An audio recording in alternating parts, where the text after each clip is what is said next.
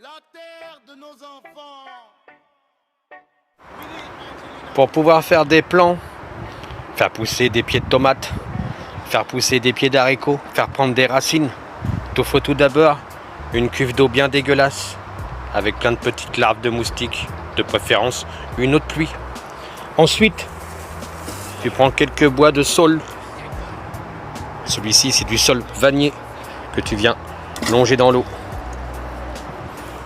Que tu plonges encore en ayant extrait quelques premières branches à la base.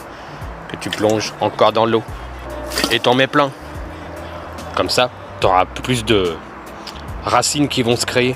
Parce que la base, c'est que dans l'eau, là où tu as coupé les petites branches, ça va faire des racines. Et ces racines donnent une capacité aux petits plants de se développer. Car ils produisent une molécule dans l'eau qui te permet de faire pousser tes plants beaucoup plus rapidement. La prochaine étape, c'est qu'on mettra le petit bateau avec tous ces petits réfugiés prêts à prendre racine. Une fois que tu as laissé tremper tes bois de saule, et ben tu viens mettre une planche, un petit bateau, comme ceci, où tu remets des pieds de tomates, mettons. Tu vois, tu viens les mettre comme ça. Donc là c'est rien, ça c'est de la fibre, ça va s'en aller après là, les petits bouts pendouillants. Et tu les laisses un petit peu tremper. Et dans quelques temps, tu pourras replanter tes pieds de tomates directement là-bas dans la terre. Et tes pieds de tomates, j'en ai déjà fait, viens voir.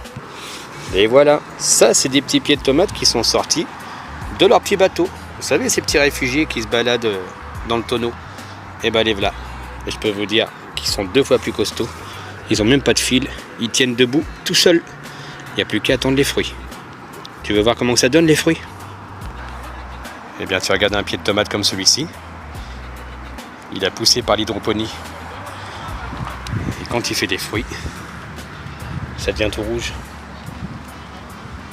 Donc n'hésite pas, du bois de saule, un bidon, une petite embarcation en polystyrène, quelques trous faits dedans. Et tu mets ça dans l'eau, tu laisses tremper quelques semaines et ensuite tu remets au terrain. Et tu auras de super bonnes tomates ou d'autres légumes. C'est toi qui vois ce que tu veux faire. Allez, n'oublie pas le prochain épisode. À bientôt pour la suite des aventures sur la terre de nos enfants.